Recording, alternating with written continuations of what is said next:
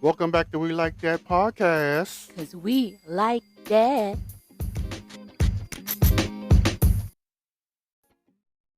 I'm Joe. I'm Calvin. And welcome back. How was your week? Fine. And Tiring. That's it, succinct. Long. That's pretty much it. I had a good week. My friend got some fantastic news. A coworker was waiting to hear something positive come back, and it came back, and I'm excited for them. What? Um, They're ugly? no, they were trying to get a job, and they got the job. What job? It's still with our same group, but Oh. it's a different role. Oh, they got the higher pay now? They do. So, you didn't want it? No, Why? it's focused on something that one, I don't have any experience in, and two, don't want. So both of those combined meant no Whatever. for me. Whatever. So anyway, so that was good news. What else is happening? Our anniversary is next week. Are you excited? I'm excited. And happy birthday to my dad. His birthday's today, the day of our recording. Why? Why is it two of those? Both. I don't know. Okay. Are you excited for our anniversary? What year is it that we've been married, Calvin? Pop quiz, go. Can't remember. Can't It's remember? been all amazing, wonderful years. The best years of my life. So, since it's so amazing and great, I stopped counting. You know what? Good answer. Good answer. Brownie points to you. Brownie points to you. I wish it was from birth. Brownie points to you. Good job. It'll be 18 years next weekend. That sounds insane. Of marriage, not us just being together, of marriage. We hit our 20 years of being together early part of this year in February. Dun-dun-dun. 20 years too late. You're going to take back all the nice things you just said? No. Colin. He's enthusiastic, as you can tell. So that's going down the pike. Happy. I'm happy. My gift to him is a trip to our national aquarium. So we'll see. I don't know. Have you ever been in me. one? Have you ever gone to one of these places? Is that a no? Aquariums have been around since forever. I've Yeah, been to aquarium before. But like a big one. Yes. Okay. Does Atlanta have one? Yes. They have a huge aquarium. How long ago was that for you, though? I don't know. Okay. I wasn't an adult. I'll tell you that much. I'm very much looking forward to scaring you. So I can't wait. Sure. Sure. All right. So that is happening. We can move right into Dat Happened. You ready? Yes.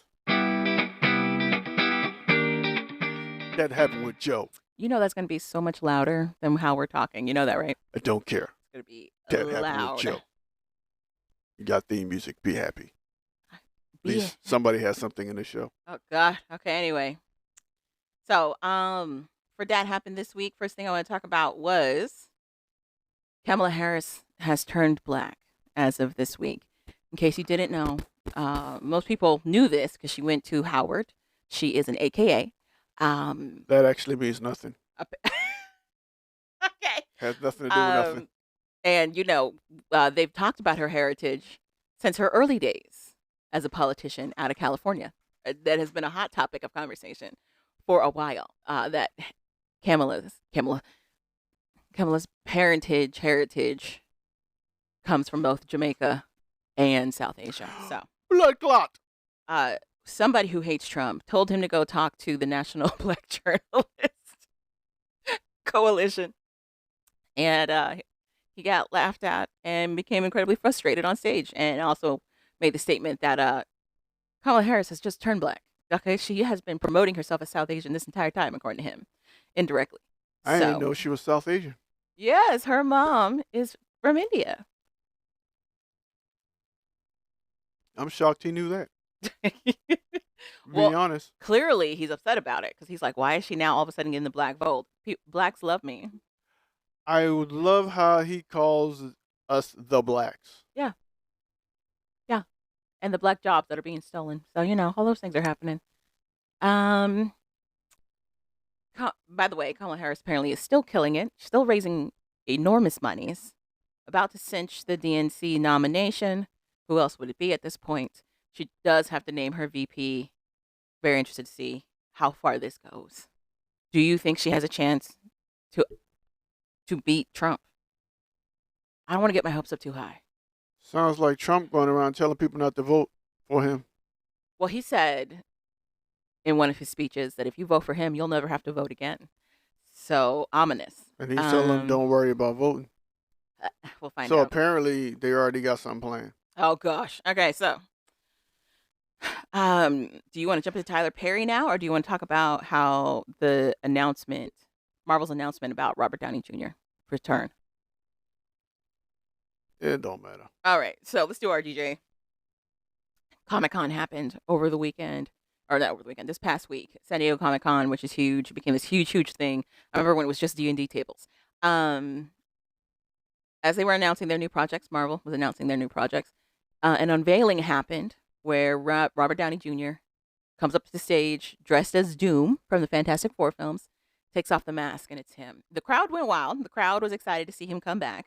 But of course, the internet has something else to say. There seems to be like an either-or situation happening online, where either people are super excited to see Robert Downey Jr. come back. They're excited to see where they're going to go with the storytelling, because a lot of people were worried about what was going to happen with the whole Kang the Conqueror storyline that they had been trying to build up for the second Avengers.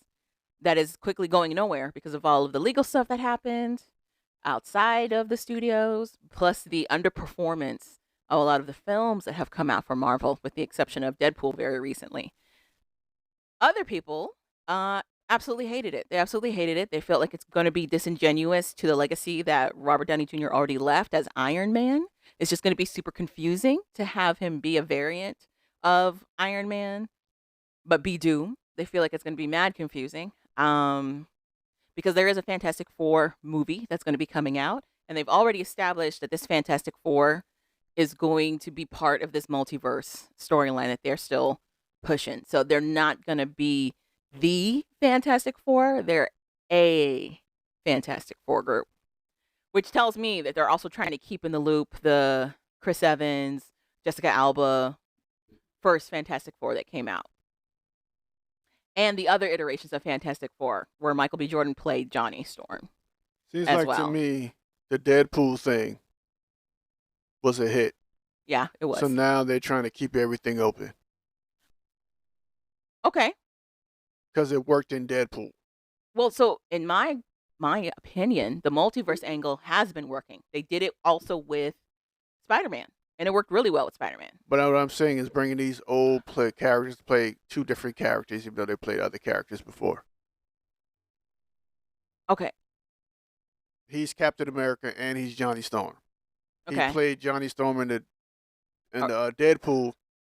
Yeah. And it worked. It was funny. But it was also short though. But Robert Downey Jr., the way people are feeling about it is that Doom plays a big centerpiece to a lot of the storytelling for Fantastic Four. Yes. So it's not like Johnny Storm coming back was short. He wasn't a main antagonist. He wasn't a main character. But Doom is a main character, especially for Fantastic Four. Just because you saw like that don't mean they saw like that. They being who? Marvel? Yeah. Okay. They might have saw something different. Why unveil him then? Like, well, there's importance to who they unveiled as well. Or you think all of this is a misdirection? No, just get people interested. You got it. It's all about clicks and to keep people interested and get people to want to tune in. Okay. That's all. It's to build up the hype. Oh, okay. Yeah. You think it's just a marketing play? Yeah. So then you don't think they're actually going to do anything with Robert Downey Jr.? I don't know. But if they do or don't, people are going to love or hate watch it. So it don't matter. It's a win-win. Oh. So they have nothing to lose, you're saying? Yeah. By going this route. They got everybody talking. I did find it interesting that they pulled it the way that they did. Especially with with the Avengers movie that's supposed to be coming up. I saw the comedian Godfrey talking about it in a different way, though. Okay. But how one guy has a bunch of legal cases and like a little legal stuff going on with them. And then Robert Downey Jr. all of a sudden is now Doom, and he got all this legal trouble back in the day, Okay. making that case for him and that what's that whatever that black guy name is. Jonathan Majors. Yeah. My only thing with that is it was different legal battles though. I agree. And also, one happened much longer than the most recent one. One happened before before social media, Yeah. and that was drugs, the usual thing that happens Yeah. in Hollywood, Yeah. which a lot of people come from back from drugs and drinking and all that stuff. Yeah. This one was domestic violence, Yeah. possible domestic violence against a woman in the climate that we are in now. Yeah. So it's a little different. I agree. But I get it. I don't think it was an apples to apples comparison. I get the intention of like them saying you wanted to stay away from what you view to be a troublemaker, but now you're bringing on somebody who's a noted troublemaker. I get that intention, but at the same time, Robert Downey Jr. one helped to establish this new Marvel turn in films, and at that point, it was a win-win for the both of them because he was trying to get back on the screen, and not a lot of people wanted to work with him, and they were able to hire him on for like extremely low pay because of his history, and it ended up working out for both of them. But also, what I want to, for me, it's the distance in time as well. Not only that, but like you said, the charges that he was faced with versus the charges that Jonathan Majors was faced with. And like you said, the climate. We didn't have social media like that for when Robert Downey Jr. was going through his stuff at all. We had like the magazines, the tabloids and stuff, but it wasn't as closely followed as it can be now. Yeah. Now, if they were having this conversation around Ezra Miller and Jonathan Majors, I'd have a different opinion about it. I guess that's the Flash. Yeah. I just guessed that. Oh, okay. Yep, that's the person who played the Flash. Great. So all of that's going down. But for me personally, I could care less about either way that this is happening. I don't know if it's because of my age now or what. I'm not as invested with these announcements. I kind of just want to wait to see what they come out with and see if I'll enjoy it and go from there. You're not a dweeb. Okay. I am a dork, so I don't know. Dork and dweeb, two different things. It's just both start with D's. Two different things. Okay, so next A dork up, can be cute. People Okay. make fun of dweebs. that is very interesting. All right, moving on to the last item of That Happened, and that is the interview that went down with Tyler Perry and Keke Palmer. In case you did not know, Keke has her own podcast, and she had Tyler Perry come on, and she posed the question of how does Tyler feel about the criticisms that he receives for his projects. And I'm going to play the clip so you can listen to it. I love that you've never allowed that criticism to stop you from being able to have your authentic voice as an artist, because it does get really difficult. Yeah, but what? No. You got to drown all of that out, because if you let somebody talk you out of a place that God has put you in, you are going to find yourself in hell. I know for a fact that what I'm doing is exactly what I'm supposed to be doing, because for everyone who is a critic, I have thousands of used to be emails from people saying, this changed my life. Oh my God, you know me. Oh my God, you saw me. How did you know this about my life, my family?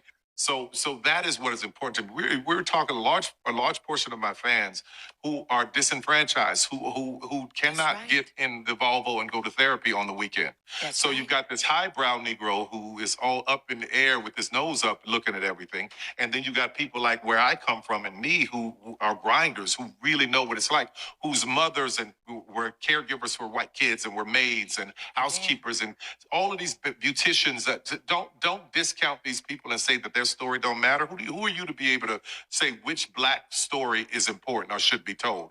Get out here with that bullshit. Yes, and that is Yeah. what we come up against. It's like you Yeah. said, the respectability politics that we're always pushing up against, which at the end of the day, what we are facing and what we are oppressed again, it doesn't matter how well you speak, it doesn't matter how well you walk, it doesn't matter how well you do anything. If somebody's going to not like you, they're going to not like you, period. Right. So holding ourselves to these unbelievable standards that stop us from being able to tell our true stories and connect to one another, it only, like you said, puts us in a personal hell and doesn't allow us to really be all that we're meant to be, because we're too busy trying to fit into somebody else's idea. Listen, what I always say is don't worry about being in somebody's box because when you die, they're going to put you in one.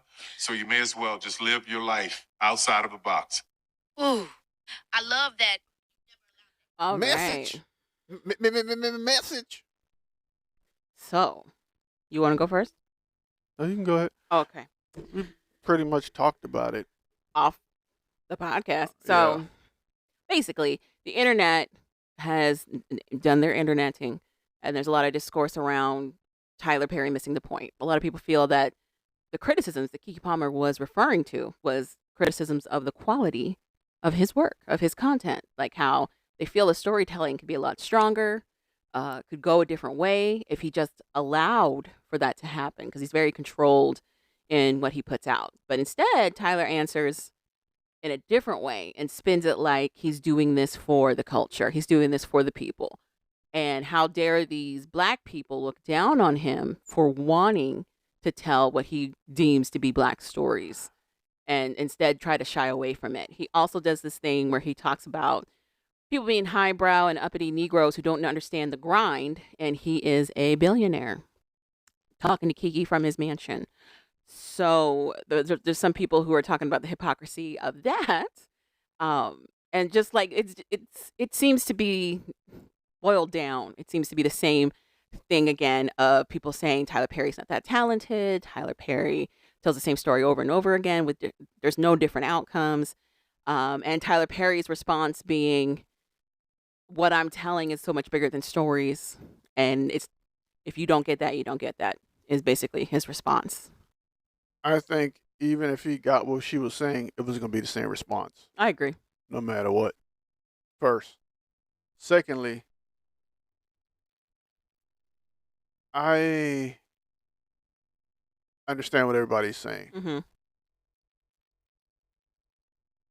You can talk about it, speak on it. Let me get my thoughts together a little bit more. So I do feel like it's a little. There's a lot of different layers to this because one, Tyler does not come from money. He really doesn't. I mean, yes, him saying these highbrow, uppity Negroes is very hysterical coming from somebody who has so much wealth. Yeah, and that's the thing. Yeah. Okay. I think that's the part that rubbed a lot of people wrong way. Like, you're not that person that started anymore. You're the billionaire. Mm-hmm. You can do. I think it is people assume because who he is, he can do whatever he wants because he doesn't have to. And technically, he can. He has his own movie studio. He's at his own studios. Yeah. So technically, he can do whatever he wants. Mm-hmm. But people fail to realize he still has to get backing from somewhere to do his projects. Yeah. He still has to get the funding. Yeah. So there's that. I also feel like he is doing what he wants to do. They just don't like it, which is also fair. And that's the other thing. Because here's the thing. A lot of what he said was true. Yeah. But I also feel like it was. I feel like he tried to pivot his work to be a lot more important than people believe it to be, was the other thing for me. I understand what he was saying. There were parts of it that I understood, like him saying he's creating stories that represent people who don't normally get to see their stories like that. Everybody who does something like that thinks it is important. It's important to them. I don't understand why people. I guess what people are saying is it's not like he's on the come up anymore. It was one thing when he was doing like Diary of a Mad Black Woman, all that. It was one thing because he was still in the process of doing the come up. But now he's basically arrived, but he's still acting like he's on the come up. And that's not what's happening. So he's not facing the same obstacles he was facing. So basically, he's McDonald's. Yeah. They've been selling the same stuff for the longest. Okay. They really haven't changed anything, really. Every now and then they might play with something, but they're still selling the same thing. It's not like they're trying to sell pizza all of a sudden. I don't understand how this correlates with Tyler Perry. He's doing the same thing that got him where he is. Okay. And he's like, why change? What do you mean McDonald's by this? is doing the same thing it's been doing to get the billions of dollars they're getting. They're not really changing their formula, really. Okay. That's what I'm saying. He's doing the same thing. But he's McDonald's if they thought they were somebody else. You know what I mean? Yeah. Do you know what I mean? Yeah, I guess It's like when McDonald's tried to go gourmet. Remember when they had like a gourmet menu randomly? Yeah. They were like, we have gourmet burgers, Yeah. Angus beef. Yeah. And they were trying to elevate to reach a higher audience, basically. Like and they monetary. realized it sucked, and they went back to doing what they were doing. So it's like that if they never realized it sucked. That's what they're saying. He's McDonald's, who thought they were reaching this upper echelon of customer, and he's just stayed there. He's not acknowledging that people don't like it. McDonald's acknowledged it, took it off the menu. Well, do what people did with McDonald's, stop going. I agree. Then he'll get the message. I agree. So you can't be mad at him if you're still going. That's my thing. You can't be mad at him for doing what he's doing if you're still going and watching it. Hate watching is still watching. To be fair, the actual question wasn't how do you feel about people being mad at you? It was the criticisms question. She was asking about critical reactions to his work. But those technically critical are still watching. So my thing is, but I guess for them, it'd be one thing if he brought that point up himself. It doesn't matter what I do or whether or not people like it. It's still going to get watched. I'm still going to make money. I'm still going to get the views. It'd be one thing if he said that. But what he said was... The bougie, yeah, okay. He made it sound like black people are trying to hurt the culture, and he's the one trying to uplift us. And how dare we question him, basically. Giving himself a lot more self-importance. Okay, Okay, then that's ridiculous. That's crazy. That's how a lot of people were like, what is happening right now? What is he even saying? They feel like it's spiraled into like this narcissistic rant. And they're like, I don't... But the question was the critical That's what they all do. I agree. So I don't understand what they wanted him to answer. Additionally, he always answers this way. He always answers like this. This has been his answer before he even got big. So I don't understand. So when he was saying that, that's why I kind of tuned out. Because I'm like, he's just bringing saying what he was saying the whole time. Just like his content, apparently, he also has not changed what he says about his work. Yeah, so I'm like, what's your beef? He's been saying this the whole time. So when we were talking about this off the podcast, Calvin did bring up a very excellent point about how he has perfected the experience of watching his content, because it's a full experience. Because he built this underground following, and it was a very loyal following. And now we're like 20 plus years in. Did you know that? Damn it, 30. Goodness. But so that means there's several generations that have been brought up with his stuff, right? Yeah. So you've got basically you've got grandma who's focused, you've got mom who's focused, you got her kids that are focused, nieces and nephews. You got several generations of this. And unfortunately, he's still one of the only black people in this industry with that much power. He's managed to hold on to this, the influence and the wealth, this entire time. Because they can't Cosby him. Yet. That's true. So, but yeah, people were just saying like, it'd be one thing if Tyler was coming back with, regardless of whether or not y'all like it, I'm here to stay. And clearly that's evident. He doesn't say that. He makes it sound like people are trying to hurt the culture. And he's the ones that's trying to bring light to the culture. And how dare y'all? So, I guess I got a different thing from it. Mm-hmm. To me, it's more like he was saying, there's not many people out here telling the story from this perspective about our struggle. Okay. And I'm the only one doing it. And I'm doing it the way I know how to do it, from how the people in my life that I was around, how they did it and how I saw it. What did you think about his speech about how like these uppity Negroes don't understand the grind? And he talks about how we all grinded, including himself. Well, that part is right, but the uppity Negro part is where he's one of them. I do wonder if it is still right, because he hasn't had to grind like that in quite some time. Well, now, yeah, but he's talking about the come up. I think the other thing that people... I think a lot of times... I'm sorry, I didn't mean to cut you off, but a lot of times these people talk in past tense. I think the other thing that people are caught up on is that he still seems to view himself in the struggle era. Even though he's got all of this with him, he still says we. Like, we're all in this trying to move to the next step. We are all blah, blah, blah, blah, blah, blah. Even though he's amassed all this wealth. Would you rather him say we than I? I can't blame him, because he was in that era for longer than he's been wealthy. And that's another thing. I can't fault him for still having the mentality that he's in the come up. He hasn't been wealthy longer than he has been poor. Yes, so he still kind of has that mentality, even though things are different. Like Oprah saying it now would be like, okay, Oprah, what the hell she does say it sometimes, and people are like, okay, Oprah, let's stop. Sure, let's stop. But she also does. There's a lot of people who do act like that, where it's now turned around where they've been rich and successful much longer than they have in their struggles, era, but they don't necessarily view themselves that way. I would rather them think like that than to think the other way and not care. They're above everything. And then doing stuff that can hurt people who don't have the fortune of being able to buy their way out or won't see it. I'd rather than do that. I also will say, I think he's snapping a lot quicker than he used to, too. He used to try to, play around with the wording, but the more that he gets asked this question, the more he's like, damn it, I like it. How about that? Because he has money now. Money makes you go to hell with a lot of things. I feel like there's a lot of things, unfortunately, that he's faced with, being who he is and what he does. Telling Black stories, like he said. I don't think he's the only one that does that. I feel like Tubi really opened the market for independent filmmakers to also explore those stories.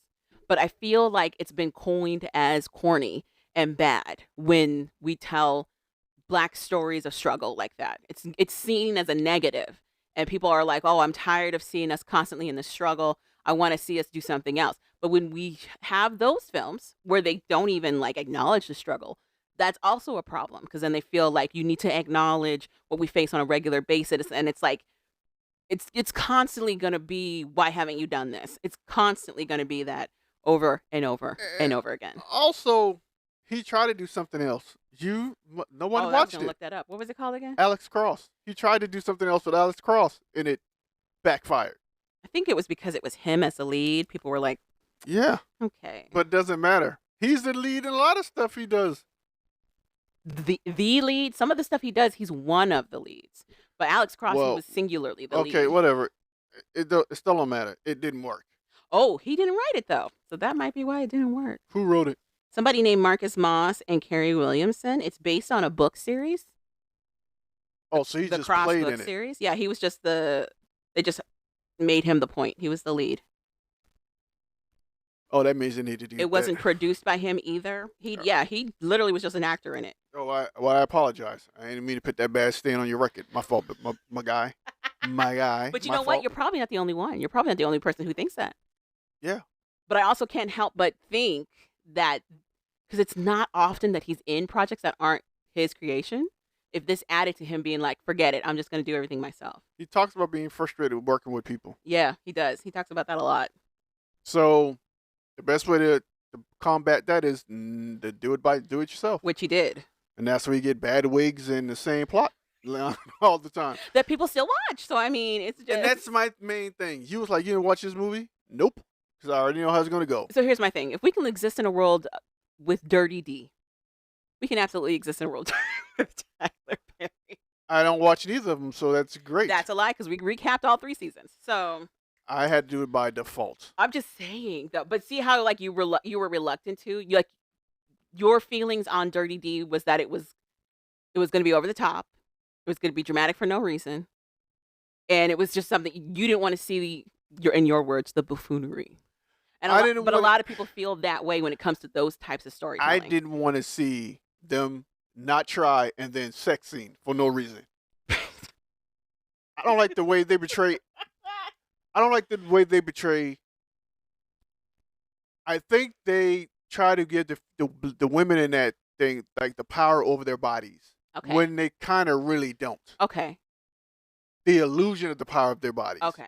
Then you have females who actually are bosses still falling back to their bodies when they don't even have to. See, so for me, even though the way it plays out is ridiculous, I feel like it does speak to an innate truth for a lot of women. Even though we try to get ourselves into those upper echelons of being the most in control, there's still going to be a man who's like, nah, I can treat you the way I want to treat you.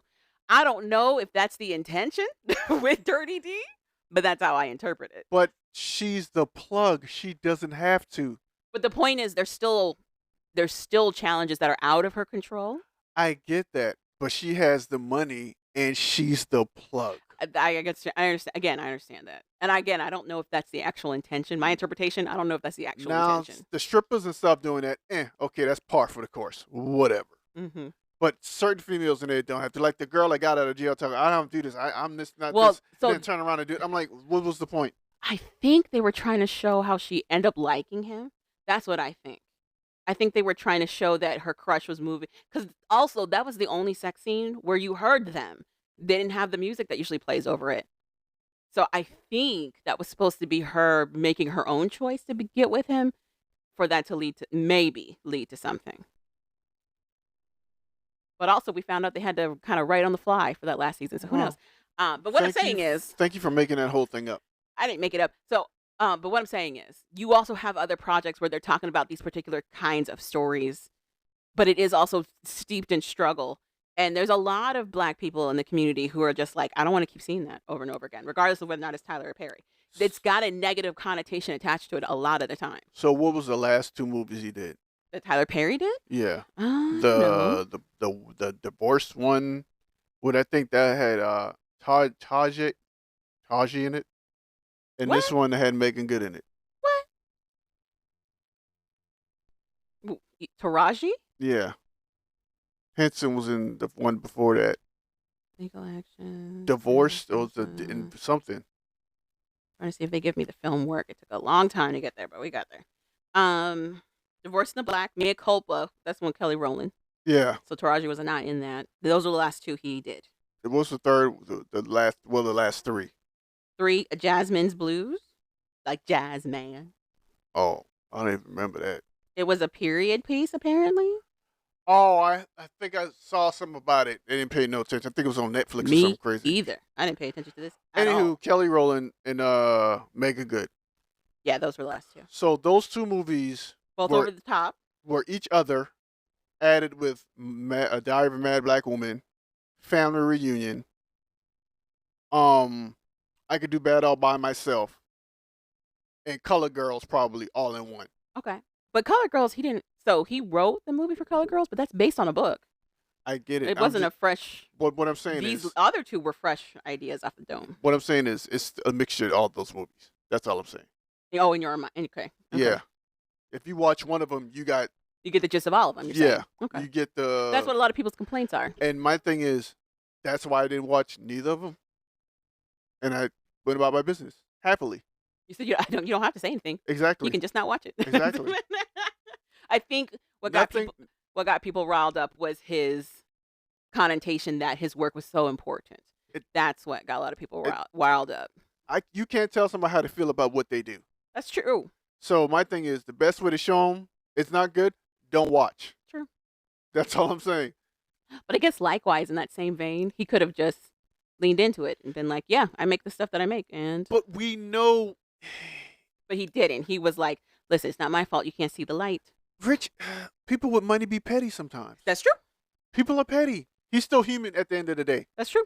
So. That's very true. My takeaway is he answered it the way he's been answering that same question forever. Okay. And don't watch. So Keke Palmer also got some flack for it. They felt like she was being, I forget what they call it. Too nice? First of all. No, like caping for him. Like caping? Brown nosing. Because she was just like, yes, yes. And just like kind of cheering on his perspective. Number one, she's not an interviewer or an anchor woman. A journalist. A journalist. Okay. So she had her friend come on. True. She's in the same industry, absolutely. In the same industry, who she's probably trying to get a payday too. Let's not act like she's probably not. Right. Why would she burn a bridge on her own show? Exactly. I agree. But I also understood her point of like, we should be able to tell the stories that we want to tell, even though that was not her question to him. I understood her point of like, there is a catch-22 when it comes to being a Black creator in the industry that comes not only from the industry itself, but from the audiences as well. There's like this assumed responsibility that you're going to be able to cater to everything as a Black creator of some kind in there. Unfortunately, there's this expectation that they're going to do something for the culture as well as do something for the community. Unfortunately, that is always overhanging, and it does. I do understand how it could be something that colors their decisions to pursue certain projects or not pursue certain projects. I get that. It's hard for people to be objective about their stuff. Yeah. So I don't expect them to be that harsh. Yeah. So at the end of the day. Also, regulars have no idea how a film is made. So there's that too. Exactly. So at the end of the day, he answered it the way he wanted to answer it. Yeah. And I don't have no gripes with Kiki how she handled it. I agree. Because at the end of the day, if he was on any one of their podcasts or talking to them, they'd be the same way too. I agree. Trying to get a cameo. Also, I don't know what they thought it was going to resolve. Yeah. If she decided to go a different route, what would that resolve? Would he all of a sudden be like, you know what?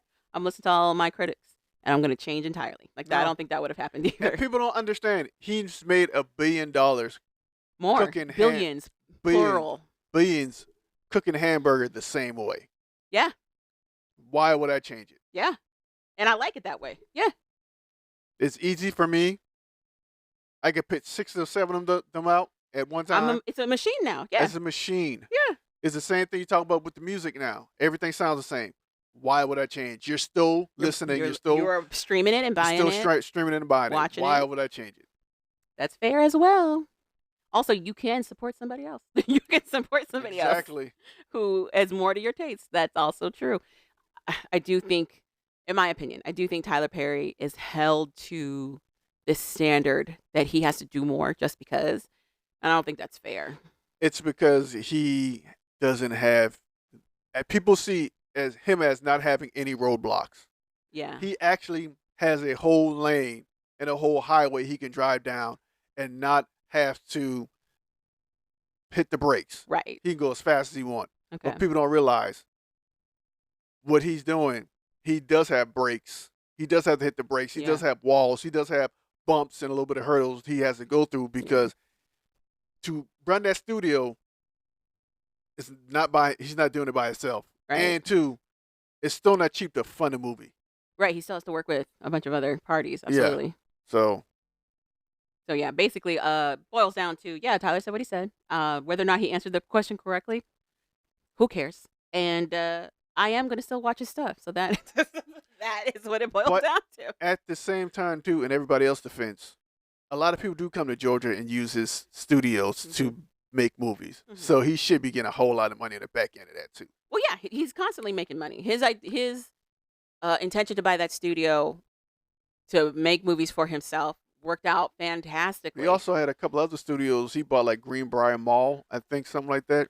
It turned into a studio for a minute before he got that big plot in the army base or whatever.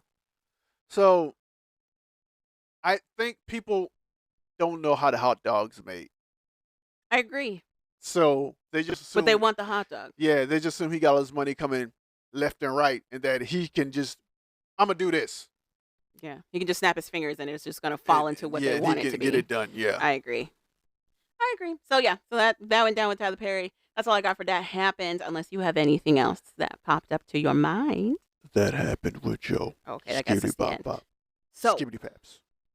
We watched several different shows this week. Our worth the watch is the 90 Day Fiance Happily Ever After Season 8 Tell-All that we had to scrounge to watch. I have a gripe that I'm going to rant about when we talk about that. We also watched The Love After Lockup, the next episode. Their seasons and episode numbering is bizarre. We said that. It feels like we're in a new season, forever. But they said we're still in the same season 5. So it's season 5, episode 32. Whatever. We said that forever. We also watched that. And then we also watched the other 90 Day spinoff, 90 Day the Other Way, the latest episode 3. Do you want to talk about Worth the Watch first, or you want to dive into one of these other shows? Pick what do you got it in your notes? Let's knock out 90 Day the Other Way real quick, because not a lot happened in that episode. Okay. I mean, it lasted long, but not a lot happened. Sure. Do you remember? How much of you remember? I remember the dude getting to Indonesia. Okay. And the China lady. And the black girl getting going to Iceland. Iceland. Okay. So we had James and Natalia. James is on his way to Indonesia still. This man took a plane, train, and a bus to get down there. Who knew that there weren't any airports in the Maine? I guess that fly internationally. That's the only thing I can think of. You could have got on a plane and flew to another place that goes internationally. Maybe that's too expensive though, which is why he ended up taking the bus and then going. That's what I think happened. Yeah, he finally makes it down there. Natalia still hasn't told her parents she's planning to move in with them. Her parents. We see why Natalia's so emotional. Her mother is, and her sisters are. Also, I was wrong. They do own a little. They own a warehouse. They own a little warehouse where they make their banana fish and chips. There's no fish. Banana chips, sprinkled with peanut butter and gravy or whatever else they put on that crap. None of those things he said. So, Natalia's down there still, and she's spending more time with her parents. She's working in the banana chip plant. And her mom kind of finds herself tearing up and getting really emotional over Natalia leaving them again. In their culture, the youngest takes care of the parents as they get older. They usually live in the same home, and the mom is kind of really bemoaning the fact that a lot of her children have opted to live their own lives and live away from the house, which confuses me because we were told in an earlier episode that 7 people live in that house. So what's happening? Which is odd. Also, she's crying because she wants a grandchild. Yes, she's like, what's happening with the grandkids? Her dad is like, yeah, James promised us that you guys are going to work towards, grandchildren. I'm like, little do you all know, they don't have a home. So it's going to be hard to get the grandchildren. What she doesn't know is that they're coming there to move and live forever. And James is going to come into the business and be a sprinkler for the chips, whatever seasoning they sprinkle. They have no idea. Natalia lets her parents know James is on his way over today. And they're like, oh, to visit? And she does not dissuade them of that notion. She still has not told them that they are moving in. So yeah, James is coming over there to be a cinnamon sprinkler on the chips for like $1.05. We don't even know. So Natalia and her sister go to pick up James from the train station. They pick him up, and we're confused because they take a little scooter to go get him. There's no way his stuff and them are all going to fit in the scooter. He's getting a cab to go back to the place. And it's a tearful reunion. She runs and jumps on him, and she's crying. Her sister's crying. James is crying. And that's all of them for right now. We don't go back to them after that. A lot of soft people in this episode. I don't know about soft, but it makes a little bit more sense why she's so quick to tears. Then we have Shekinah and Sarper. Shekinah. Sarper is trifling. So Sarper and Shekinah. Shekinah is trifling. Match made in heaven. So Shekinah and Sarper meet up with Sarper's sister at a restaurant, and there's a belly dancer at this restaurant who is gorgeous. And they're talking, and Shekinah is talking about how Sarper's exes are really hitting her up on social media, seemingly to warn her away from Sarper. Surprisingly, Sarper's sister is like, yeah, they're all liars. Don't trust women from Turkey. I was like, yo. But that's kind of odd. All of them are calling her. All of them? Yeah. Is it odd? She's on TV. Is it odd? I don't know. Well, the other thing is how much of this is produced. How much of this is the producers? So who knows? She got mad at the belly dancer because the Yin Yang twins came on, and she started shaking like a salt shaker in front of Cypress. This poor lady. So this lady's literally just dancing. She's dancing normally. She's not being extra at all. Sarper's like, yeah, let me put this money in your bra. She was twerking them titties. And Shekinah's like, please stop touching my fiance, blah, blah, blah. Like she pushes the lady away. The lady said, bitch, and Sarper looks at Shekinah like, that is so rude. This is tradition. I'm just out here twerking these titties for some change. She's like, girl, these titties do not pay for themselves. How do you think I made this money? So Shekinah's talking about these girls are trying to hit up Sarper, or try to hit her up about Sarper. 2 breasts. Sarper later shares that a lot of these women, 1, are going to lie on him, and 2, are going to try to say that he played them in some way, but not to listen. I'm like, that's a really weird disclaimer to give her. What? What do you say? That they're going to try to lie on him and say that he led them astray or led them on, and that's not manipulated them. And he's like, that's not true. So, but she kind of like, whatever, I'm going to meet up with one anyway. So she goes and meets up with one. Because I want a reason to fight. And basically this lady's like, yeah, he was quick to say he loved me and yada, yada, yada. But basically, he used her for money. They were in this relationship. He cheated on her and was trying to use her for money. And she got out. Mind you, this woman does not speak a lick of English at all. So there's some translator in there that's sharing all this information. I also would not be shocked if this was a Craigslist ad and this woman just kind of showed up and did not know what was going on. Shekinah should ask her, did you clean this bag? did you do his back? If you didn't do his back, then he didn't love you. But I will say, if this is fake, Sarper is acting the hell out of these scenes because he looks genuinely shook when she's like, yeah, this person hit me up and I'm going to go talk to them. He's looking at her genuinely shocked. So, because he's probably like, I was a whore. Which one of my clients are calling you? We also get a little more insight into Sarper. He shares a story about how when he was younger, he was fat. He was a fat kid in his younger days in high school, and he got bullied a lot. His first girlfriend cheated on him, and it kind of set him down this path. When he was in the shower, they played the congos on his belly and his breasts. That's not what happened at all. But it does, for me, fill in the blanks about his image, like how particular he is about his image, and also why he had this notion that he couldn't trust women, period. His dad said, don't trust them hoes. He tells Shekinah, I didn't trust women, period, until you. And his sister chimes in and is like, yeah, that was very much his outlook. He even told me not to trust anybody. I was like, this is damage. Girl. I'm a girl. I'm okay. But it also, so he said he had a girlfriend when he turned 15. But he said he didn't lose his virginity till he was 18. And supposedly he slept with 2,500 women. 18 to the age he is now, which is like in his 40s. Again, to me, it's screaming sex worker. But anyway, even like his re-looking back at his advice to Teray, it's giving like routine. Gigolo. And he kind of dresses like one. That's how everybody dresses in Colombia. They're not in Colombia. But they're in Turkey? Calvin. Okay, anyway. They're in Turkey? Yes. That's how everybody dresses in Turkey. Clearly that statement is not true because you had no idea. That's the European style. He looked Colombian. Colombia is not Europe. He looked Colombian to me. You don't make any sense. All right. We have Josh and Lily. Josh is still pissed that Lily keeps bringing up that she is poor, but wants this wedding. He's also kind of flipping things around. He's saying that Lily wants the wedding, and he agreed. And it's Lily being like, no. You said you wanted to do this traditional wedding when you got here.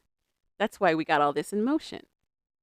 And it's kind of a fight back and forth. They're also getting massages, and I'm confused because if she's so poor, how are they affording this? I think she's saying she's spending a lot of money. And Chinese people don't know, or Asian people don't know how to make a joke.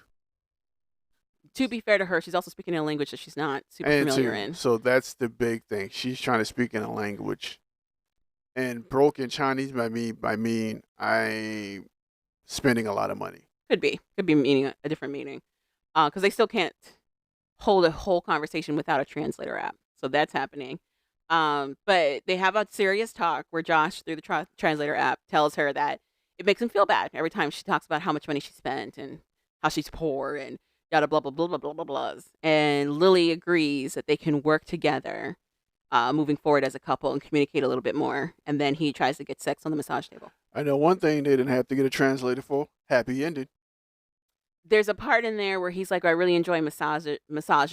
It's very relaxing. And it's Lily trying to translate all this in her head. So she's like, massages, relaxing, happy ending. You like happy endings? And he's like, oh, no, he's talking about the love story. He's like, our love story's having a happy ending. And she goes, happy ending? Like massage? Massage happy ending? He goes, no, not like that. But then he looks at the camera like, yeah, like that. So it was hilarious. I love Lily. She's so cute. So, but good for her. That's really it for Josh and Lily, unless you have anything else to talk about. Not really. Okay. Don't like them. Then I'm going to jump to Statler and Dempsey. They're finally reunited, and it does not feel good because they are fighting. Reunited, and it hurts so bad. Statler finally made it to the UK, and it's very clear that she's pissed that she has to move to the UK. She has to move to the UK. No, she's pissed because her lover friend told her that she's doing all the work. Her lover friend? Or her best friend? Her lover friend. Her only lover best friend, whatever she is, wants to be the Statler. So, but not Dempsey, you're saying? Somebody else? Yeah. Okay. Statler's friend who helped, who drove in America. Who drove her to the airport. Okay. That she wants to be her lover. Her lover only want to be a. Who's that? Only love a friend. I don't know what you're talking about or referencing. You remember the '90s song? Only love a friend. Only love a friend. No. Is what I'm looking for. A lover friend? That doesn't make sense. Yeah. So anywho, she's gotten into Statler's head. I don't think this is just on her because Statler was pissed before that girl's conversation. I think it's both. She fed Statler's whatever intuitions, anxiety. That wasn't really true. The entire time that we've seen Statler so far in this season, it's her complaining about having to move to the UK. How she now has to say goodbye to a bunch of stuff that is her normal. How she's now being broken out of her routine. How she is unsure. How she's taken on all this debt. And then when she does have her friend that comes through to help her, her friend does point out, are you the one paying the most? Is it at all possible that Dempsey's trying to bilk you out of money? Is this even something worth pursuing, or are you just pursuing it for the sake of pursuing it? So Statler's got all of that. And when she gets off the plane, Dempsey is happy to see her, but Statler is pissed. And then when they're in the cab later, driving hopefully to their van, it's Dempsey being like, well, if you're not going to be excited about it, I'll just be excited about it. You don't have to be. And it's Statler being like, you can't control my happiness and I can't control yours. It's just very cold and dismissive. And it's like, why are you here? You could go home. You don't have to do any of this. So, and that's really all we got of them. And two, this is what you sign up for when you're in a relationship. We have had several conversations about this. I don't understand what's going on. So, moving on to my favorite couple, Corona and Inky. Corona has one idea of what it's going to be like to be with Inky full time. And Inky has a completely different idea. And they have not told each other. So Corona gets off the plane to meet Inky, and she feels it's a lackluster meeting because she feels like he should be super excited and kissing her face off because they haven't seen each other in a few months. But Inky's like, welcome back, roommate. Like, high five her. Gives her some flowers. And not like ceremoniously gives her flowers, like kind of tosses it at her. It's hilarious. I don't think he even knows what's going on. He has said he's never been in a romantic relationship. So there's that.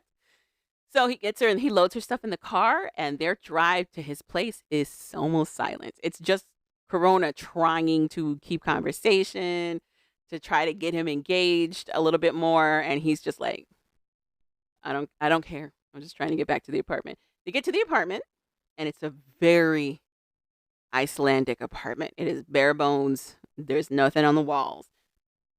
And Corona finds something else to get mad at. She looks at the closet space. Apparently, Inky was supposed to clear out some closet space so that she could put her stuff away. He did not do it. And he's just very laughy about it. He's just like, oh, I know I was supposed to. I just didn't get to it. And her aside, she flips a switch. She's like, I'm trying to soft partner him. So what I'm saying to him is, oh, I really wish you had done that so that I could, go ahead and get unpacked and get relaxed. But instead, what I really want to say is, and she starts talking at like the speed of light about how like he's fucking up and messing up and like cussing him out in her head. In an aside. And it's like, how long is she going to be able to quote unquote soft partner him before she breaks? When she starts talking to herself all out.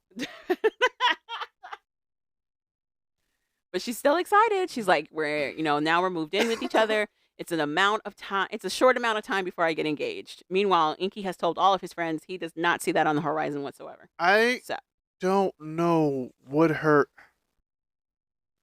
thought process is. I don't think she knows him at all. I agree. At all. I agree. Because you would know he's not talkative. Yeah. Have you studied the culture in Iceland at all? That's my other question. Have you not studied the culture in Iceland? It's not even the culture. She don't know him at all. So I've been watching other people's recaps of the episodes. One of them is this black woman who married somebody from Iceland. She went out there for her job. Ended up working there for like 3 years before she met this man and got married. And she talks about how like Inky's behavior is nothing. It's like for where they're at in the culture of Iceland, that behavior is completely normal. That expectation, the enthusiasm that Corona feels is lacking, like all of that's normal for Iceland. It's not like he's an American who's in Iceland. He's Icelandic. He's Nordic. So she's like the expectation, how they move in their relationships, romance, all that stuff, it's going to have to be initiated by the person who wants it. Because it's not something they automatically think about themselves. Because it's not viewed in the same way as it is in American culture, as this like grandiose thing, which was cracking me up. So, but you say the same thing for a lot of American men, so I don't understand it. You could, but there's also an expectation in American culture that they'll somehow figure it out. Like there's tons of video and even TV shows that make fun of that dynamic because there's an understanding that it is an expectation for American women. None of that is in Iceland. Like the viewpoint is completely different. They focus more on partnership than they view romantic relationships. So it just cracked me up. It was so funny. So, but yeah, that's where we leave Corona and Inky, and that's really it. Unless you have any overall thoughts about the show. Nope, it's about to get good though. A lot of arguments coming. Okay. Let's go ahead and talk about Love After Lockup because I feel like the tell-all we're gonna be talking for a minute. Life after lockup. You want to get us started? We just watched it. I don't remember what happened. Okay, so in order of the couples, Zariah and Troy. In case you forgot, Zariah is 32, Troy is 29. Troy has been in jail for a minute, I think 5-ish years, 7 years, something of that nature. And Zariah was married to his cellmate. That's how they met. And then he told her that she'd have to get a divorce if they want to stay together. That's some Tyler Perry movie stuff, huh? So he's supposed to be getting out. So she's excited. But she's also dealing with the wreckage of hearing from her psychic friend that the relationship is not meant to be. She still got that hell no from her guardian angels about whether or not her and Troy are going to work. And it's her psychic friend telling her, listen, he's not a bad person. However, he's not a good partner in a relationship. And she basically boils it down as like, do you want to get married or do you want your peace? Like, you're not going to have both if you keep pursuing Troy. And Message. She cries and then goes to pick up Troy. So. Also, I think they're adopted. The kids. Yeah. None of them look alike. Yeah. None of them. I pointed that out. So, Yeah. So. Also, so the reason he's talking about the siblings is that Zariah, when she goes to pick up Troy, she brings her parents and her brother as well as a driver. And I'm not sure why, but whatever. She has her parents following in another car. It's her and her brother in the first car.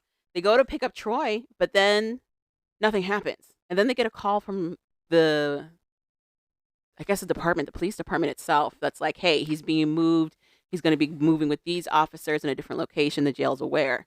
And they're like, why would this happen now on his release day? Then they get a call from Troy himself, who's like, he's talking to other officers and none of them have ever heard of what the heck it is that they're doing, or like how he has to travel with his parole officer for some reason. Like, none of this is making any sense.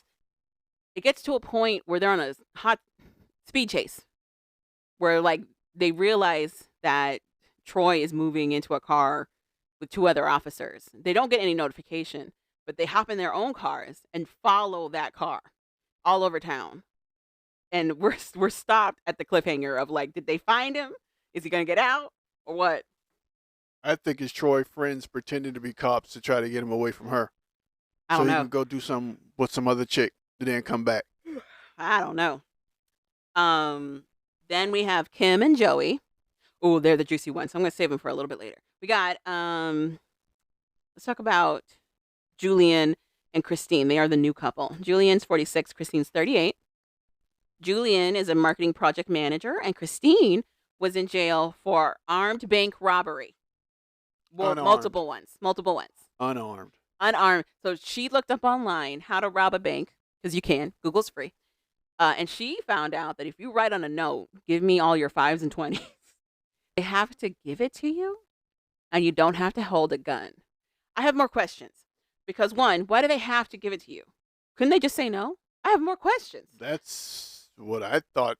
I thought if you walked up and slid a paper that said, give me all your 5s and 20s, couldn't they just slide it back to you and say, no? I have so many questions. I thought they had a choice. Especially if you're unarmed. They could have just called security over. But at the same time, too, it's not my money. Here you go. I wonder if to protect the tellers, they're like, if anybody does this, the safest thing to do is just do this, and then we'll catch up with them in the aftermath. Is the only thing I can think of. So, but she robbed 6 banks in the span of a day. Because she was an idiot. She got greedy. She got caught the next day. So, but that's not why she's currently in jail now. She's currently in jail because she didn't report to her parole officer for some weeks and failed several drug tests. So, crackhead be doing crackhead stuff. Julian says he met Christine while researching basically prison ethics for his novel. His main character in his novel is somebody who's on death row. Christine is not on death row. That's why that doesn't make sense to me. And the clip they show of us having this communication is through a dating website. So I don't more questions. The other weird thing that stood out was that in Christine's retelling of how they became a couple, she met him, I guess, to talk about his book, and she was like, "Oh, I'm going to get this guy on the hook." So she started telling him stories about making out with her bunkmate, and he shut her down. He was like, "No, don't tell me your disgusting stories about another woman. I'm here for friendship only." And she was like, "Oh, let's get together." So, but they're together. That whole story sounds like a novel. Does it make sense? And she also talks about how they're an odd couple because they're pretty opposite. She's atheist. She's lived wild, does the drugs. And he's very buttoned up, Pentecostal. Isn't that what you are? I don't know. Okay. But like serious in his religion and has never done anything bad. So it's like probably all of them. I don't know. Shoot. Whatever. Anywho. So he meets up for her release day. And she comes up with the cocaine jaw. She jumps all on him. Twitches. She has a lot of facial twitches. I didn't realize she was so tall. Yeah, she's very tall. She's tall. I was like, who's this big, tall man running up to him right now? The picture they show of her is before she went to prison. So that was her high drug usage days. So she looks very thin. Wait. They must eat good in prison because she put on a lot of weight. If you've ever watched anything about detox or rehab when it comes to drug usage, your body reacts to not having that substance in your body anymore. So it's not just food that makes you bigger. You have water retention. You have a slower metabolism from the usage. All of that factors into your bigger state. That's why a lot of people get upset about getting sober because they know their body's going to change. So it's not just... Plus, you said prison food was terrible. So it's not just that. I wouldn't know. Never been to prison. Never did crack. But the other thing is, if you've done any research into what they feed cellmates in prison, it's high sodium, high fat. It's not real food most of the time. Because it's cheaper. So that's the other thing that factors into that as well. But she's like, yeah, I'm a little bit bigger. And Calvin's like, you are a liar. So, but she must have got taller too. How can you judge her height from the picture? That was my thing. It's hard to judge somebody's height from a picture. Whatever. Especially the angles that she was taking it. None of those angles were straight on. They're all like at certain angles. So he's brought her cat, which he says is her stress reliever and anxiety reliever pet. But when she holds that cat looks like, who is this woman? Why would you give me to her? What are you doing? Cat is panicked. That cat is super close to Julian. It's really cute to see how loved up on this cat is with Julian. But I don't think he knows who Christine is. So, but he's there to get Christine. They make out. They roll in the grass. I don't think Julian knows what's about to happen to him. The dude in the van just slowly drives off. She literally tries to jump on Julian, and he crumples like a piece of paper to the ground. The van that drops her off slowly leaves. It's hilarious. It's hilarious. And that's where we leave them. With all her facial twitches. It's very interesting. She's so opposite of him. Then we have Hope and Arthur, who I said were going to be my favorite couple because the mom situation. Hope is 27. Arthur is 29. Arthur has been in jail for the greater part of 7 years. He finally gets out. He hugs his mom and Hope, neither of whom can stand each other. At all. That was uncomfortable. Immediately, mom tries to exert control. She's like, if I'm going to leave to Vegas, he's going to leave to Vegas with me. She's like, you should ride with me. Arthur's like, no, I want to ride with Hope. She's like, why? She wants to fight him on it, but then ends up relenting. When they go to eat, she also starts immediately throwing her weight around. She's like, why would you want to stay in Hope's nasty truck? Like, don't you want to stay in a house? Why aren't you coming to Vegas? Why do you keep sticking up for Hope? Blah, blah, blah, blah, blah. And basically, it's Arthur being like, listen, when I was away, for the bulk of the time that I was away, you and I didn't talk for 4 years. For 4 years of his 7-year sentence, Him and his mom did not speak until recently. But Hope has been there the entire duration of this bout that he's had. So for the last 7 years, she's been consistent. She's shown up and she's talked. She cheated on him, but also she's been there and talked to him. Whatever. Hope must have snatched his soul because... Listen, this man is loved up on her. When they finally get in that little semi, it's his confessional being like, listen, Hope's everything I want in a woman. I like him thick. I like him with freckles. And I like him with brown eyes. I'm like, okay. He tells Hope to stick out her tongue, and he just licks her tongue.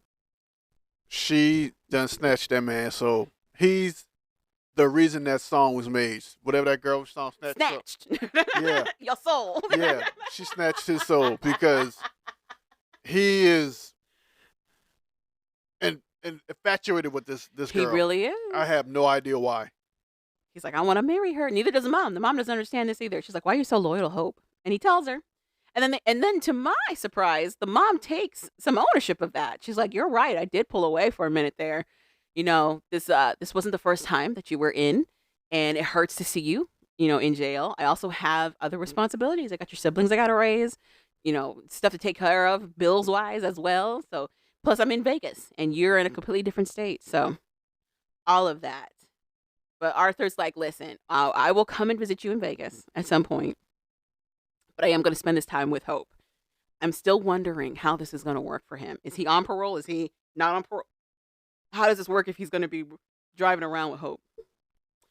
Who knows? So, doesn't she have to leave the state? I have so many questions. Anyway. Maybe she drives truck just around the local area. Yeah, local. You can do local drops.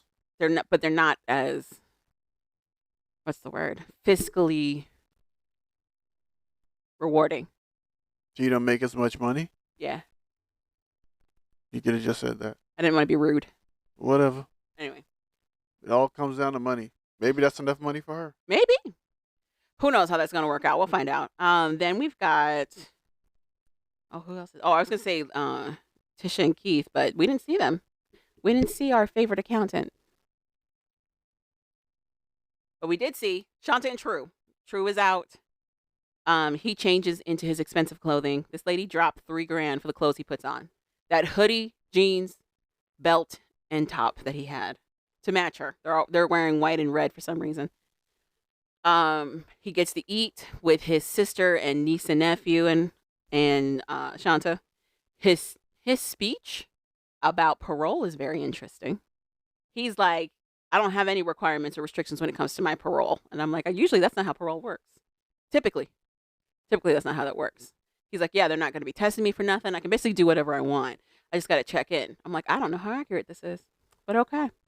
Sure. And this is why he's going back. He also has not checked in with his parole officer.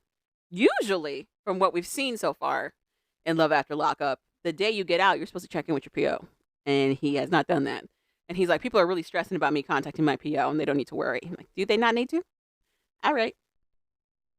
So he orders Shanta to take them to a sex shop because he wants to put it down on her. He wants to lay it down. He says that he's been in jail for so long. And again, I think it's 13, a ridiculous amount of time. He's been in jail for a while. He says he hasn't had sex since he was 15. And then simultaneously says that he's had sex with 22 women. What do you mean? What do you mean? You had sex when you were 11? I have more questions. How are you having all this sex? Anyway. But he says he's out of practice. And he really wants Shanta. He wants to hurt her, that sounds terrible. So he takes her to the shop. He orders her to take them to the sex shop. She's wildly uncomfortable. She's so uncomfortable. She's like, I don't have a whole lot of experience when it comes to sex. We also found out in the previous season, she dealt with sexual assault. So she's uncomfortable. I think it's more than, I think that's what it is, that part. I think it's that. I'm sure it's a combination of all the things. I wouldn't be surprised. I think it's more the sexual assault. I think this is her first time with a guy since then. I don't know. I'm assuming that's what it is. This is the first time with a guy since then. And this idiot wants to do all this stupid, strange... He's buying vibrators. He's buying handcuffs. Crazy stuff. Costumes. Instead of just... having regular... No, like making her feel comfortable just having sex, period. Yeah. Yeah. But whatever. But he's he like, wants girl, to I'm about to be put it on you. all spontaneous and do all this stuff he's seen in Baby Boy or whatever. I guess that's the last movie he was out when he was out. Not Baby Boy. I don't know. He's 31. There's no way Baby Boy was the last movie he saw when he came out. I don't know. I think he's going about it the wrong way. I agree. That's and later, after their night of fun, Shanta tells the camera, we had a great night last night. We had sex. We fell asleep. And when I woke up, this nigga's gone. Like, he gone. She don't know where he is, and that's where we leave it. What do you think? Chances are he had to go run to the PO. Or another girl came and got him. Or another girl. I think the PO came and got him. I don't know. I wouldn't be surprised if he took her car. You don't have to have a license to drive. So. Did he take her car? Yeah, her car's gone. Oh, yeah, he went to another girl. My fault. I thought the car was still there, and he was just gone. She said she has been abandoned in that house. He is gone. Could have went and got breakfast. Doubt it. So, but we'll find out. Next episode, they left us on a cliffhanger. On to the juicy couple, Kim and Joey. Kim and Joey are insane. Kim's 38, Joey is 39. I thought they were like school sweethearts. Kind of. No. Kind of. In the first episode, Kim introduces her relationship to Joey as something that has been on and off since they were kids. That's how she introduces it. She's known him since then. They went to school together. He's just always gotten in trouble and has been in and out of prison. That's how she introduced them. That's how I took it that they just grew up together. That's how she introduced them. That's how I took it. Them as being like this on-again, off-again couple since they were kids. See, that's not what I got. I got they just grew up together. That's literally what she said. We have been an on and off couple since we were young. Okay. I took it as they just grew up together. So, she also mentioned that she has never been single since she was 5. So she moves from one relationship into another serious relationship. So my whole point to that is, if you don't like to be alone with you, why would somebody else want to be alone with you? That's a good point. She also talks about how, like, technically she's in the middle of a divorce, with husband number 3. So, in the state that they're in, which I don't remember now, I don't know if it was Missouri or Idaho, Illinois, I don't know where they're at, but in the state they're in, you have to have been North Carolina. I don't even know if it's that. They have to have been living separately for a year before they can file formally for a divorce. Maryland has a similar rule where you have to have been separated for a year in completely different housing and residency before you can formally file, which I think is insane. That's an insane amount of time. So all I got to do is pretend I'm at work for a year. You're going to say you live at the office? Yeah. That doesn't make sense. For a year. You have to prove it, like, with mail and stuff. So how would you do that? I get stuff mailed to the office. A utility bill? Yeah. A utility bill? Yeah. Utility bill shows the residence it's billing from. How would that work? You're going to ask to pay a utility bill for the building you're in? I don't know. Calvin. Anywho. I get a friend to just send me a bill. They're going to check the residency. And then I just happen to be Your there plan would land you in jail. So. It's better to be there. Which, I mean, technically is another residence. Exactly. So, Anyway. But win-win. So, Joey has called Kim to ask about a call he got. He got a tip from somebody, a guardian angel they called themselves. He got a tip like he's in law enforcement. Yes, he got a tip from somebody. What do they call Neighborhood Watch? Neighborhood Watch reached out to him and was like, yo, your girl is hoeing out here in these streets. Perfect example. Okay. So basically, Joey tells her that, like, they saw her hanging around on some light-skinned guy and she's still messing with her ex-husband, allegedly. Kim is like, that's not true. I haven't been with anybody. But then she goes, oh, maybe it's Josh. And we see a photo of her standing next to this light-skinned black man.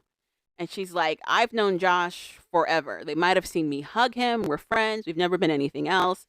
And it's Joey being like, I don't want you hugging up on other guys either. You would be so mad if I was hugging up on other women. I don't want you hugging up on other men. And she's like, you're right. I'd be really mad if you were hugging up on other women. The reason I'd be mad is because you got a history of cheating, you nitwit. We find out later. But in her confessional, she's like, I'm going to hug whoever I want. How else are you going to take a picture? Like, what? So. Seems like she has a. Double standard. A past or a history of cheating too. Well, she cheated with him. So then we find out she's going to go visit her cousin Tatum. to get her nails done, but also to let Tatum know that her and Joey are about to get serious. And she's very reluctant to talk to Tatum about it. And at first you're like, why? Because they don't exactly explain why she's so reluctant to talk to her cousin about her fiance. But then we find out Tatum's got her own romantic history with Joey. Her and Joey were high school sweethearts, literally. They dated when she was a teenager, like 15, 16. She lost her virginity to him. And it was an ugly breakup. It was a hurtful, ugly breakup for her because she found out that he was cheating on her. Turns out he was cheating on her with many other girls around school, but also her cousin. So there's that. And her cousin never told her until right now. So great. Wonderful. And is also telling her right now that she's about to marry Joey. Her cousin rightfully points out, do you think he's going to stay loyal to you? Like he clearly I don't think they're going to stay loyal to each other, period. So it don't matter. Fair. But Kim gives this like very smug, of course he is, people change, our love is true answer. And it's just like, all right, okay, sure. Mess. Insane. And that's it. That's all I got. I think those are all the couples. Yeah, that's all the couples. Any last thoughts about Love After Lockup? Calvin is on his phone and not answering. What? Any other thoughts about Love After Lockup? No, I just want to see where the truth went. I want to know where Trey the Truth went. Because I didn't know he took her car. You know what? What if he did just go see his PO? And then get arrested because he has no license? That's fair.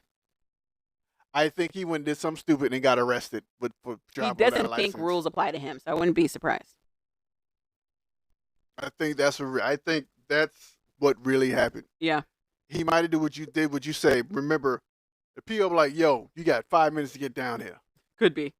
He took that car like an idiot, drove down there, and the PO probably was like, how'd you get down there? Who car's that outside? Right. What is happening here? And now the PO was just sitting there watching the car, and he can't go back to the car, so now he's just out there. Uh-huh. So we'll see. But 9 times out of 10, he probably went to another woman's house. So 9 times out of 10. Okay. All right. Moving on to our worth the watch which was 90 Day Fiance, Happily Ever After, the tell-all for season 8. My gripe first, my rant. 1, they did not air this shit live at all on any of their streaming networks. They have constantly told us that if you get HBO Max or have Discovery Plus, that you're going to be able to see these shows live as they're aired on TLC. But for whatever reason, without any announcement, they didn't allow it for the tell-all. It took people like raising hell on Twitter to finally get an answer from, I think, HBO Max, maybe Discovery Plus too, that basically told them that due to licensing agreements, for whatever reason, they have to wait till the entirety of the season airs before we can see the tell-all. Mind you, they have shown us the whole season minus this tell-all. So clearly, to me, this is a money grab by TLC to try to get these live views to watch the tell-all, or at least through their own app. They have a TLC Go app, which is how we watched it. It asks for a provider, but it also lets you skip the requirement for at least this part 1 of this ridiculous tell-all. There's going to be 5 parts again for this tell-all as well, and they're airing them once a week, which is insane. But they about to be fire. Are they? So. Yeah. So I don't know if you remember the tell-all for the single day, 90 Day Single Life. Do you remember that? Yeah. That was 5 parts. We also thought it was going to be fire. And it went away after the second episode of the tell-all. After part 2 of that tell-all, then they were playing games. They were randomly bringing on other people. Caesar showed up for no reason. Scissor. Like it got boring, and it felt like they were just racing for time. So anywho, but anyway, let's go ahead and jump into the tell-all for this one. Insane. So this is for Happily Ever After. The couples that we saw were Alexi and Lauren. Apparently, we did not watch the season, so let me also put that stipulation out there as well. Calvin was supposed to watch this season. I don't know what happened there. I simulated it. I don't know what that means. I fast-forwarded it without watching it. Very interesting. So I didn't know Alexi and Lauren showed up. They are really OG 90 Day Fiance people.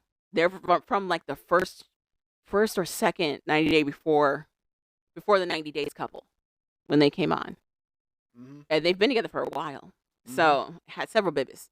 I don't even know what their storyline was. So who knows? But Alexi and Lauren are one of the couples. Patrick and Tice are also another couple. It is Kobe and Emily. That's the guy from Cameroon, married to that white woman who's pregnant. They're another couple. Ashley and Manuel. Ashley is Calvin's favorite black witch. And Manuel. I don't support witches. We're also there. We can't forget Liz and Ed because we also had so Nicole and Mahmoud were supposed to be there, Mahmoud, but they didn't show up. They made a lot of news by themselves. So I'm sure they didn't want to have to go to tell-all to further explain things. I'm sure. We also, but I said we had Ed and Liz. I think that was all of them. Oh, eventually we had Michael and what's-her-face? Angela. Yeah, Angela and Michael. Yeah. As well. Also, all of these couples. Great. We find out they're all going to live in the same house for the tell-all. Why? Because reasons. Messiness. So everybody gets to the house. Did you say, what's her face? Oh, Jasmine and Gina. Yeah. So they all get to the house. Michael and Angela don't show up because Angela doesn't want Michael to be around other people making her look like a bitch when she does it amazingly herself. She doesn't say that, but that's what everybody gathers. That's what everybody assumes. Yeah. She doesn't want him out there lying and gaining followers. He has followers, but I guess she feels like he's turned the tables on. So Emily puts out this theory that the reason Angela is so upset with Michael and not living in the house with them is because now he's in the States. It's one thing to have him in Nigeria, away from the States, where she gets to play the victim and she's the only one that people see. But now he's also in the picture and it's disrupting all of her storytelling. So, even though he doesn't get to talk at all. And her being even more erratic just makes him look even more like the victim. So that is happening. So we've got Ed and Liz living under the same roof. It's been a minute since Ed and Liz have even talked to each other. We find out through the tell-all that Ed and Liz had a very terrible, messy breakup. Liz moved from her hometown to, I want to say Arkansas, Kansas, where was he at? Do you remember? Arkansas. Where Ed's family is. For Ed. They were supposed to get married, but they fight a lot. Ed is very controlling. Liz, for whatever reason, has her moments where she sticks up for herself and the other moments where she just takes it. It was a situation where they were fighting about something at dinner. And Ed felt that Liz did not demonstrate her best self in front of his family. So instead of talking to her about it, he cancels their engagement and their wedding and doesn't tell her. She finds out from the priest that was going to marry them, who gives her a heads up and is like, sorry to hear that this is now not happening. What? Huh? Great. So the argument was, I guess her daughter got something and she said it was too spicy. He made his apparently quote unquote famous taco pasta, which sounds disgusting.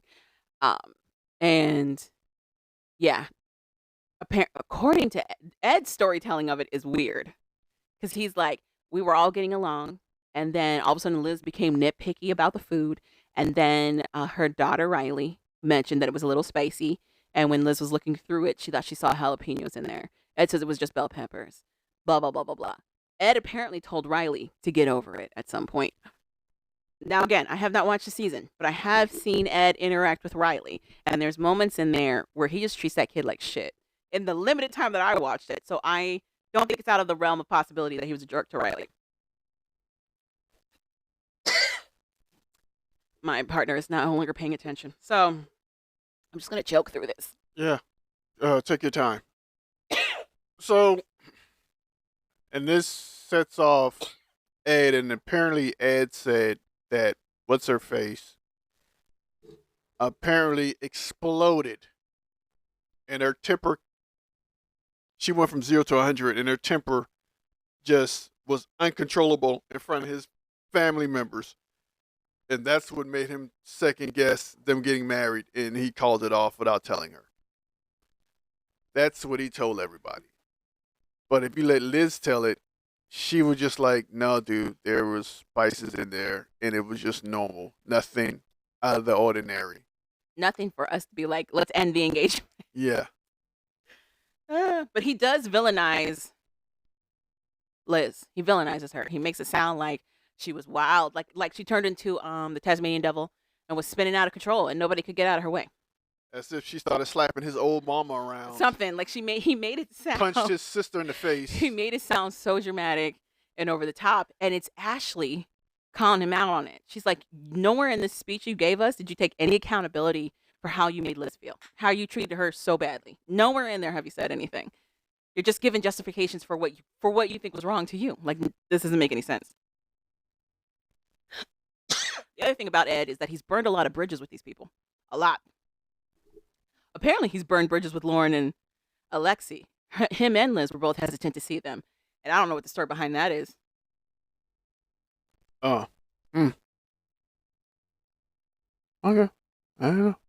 I'd like to know what happened too. Okay, great.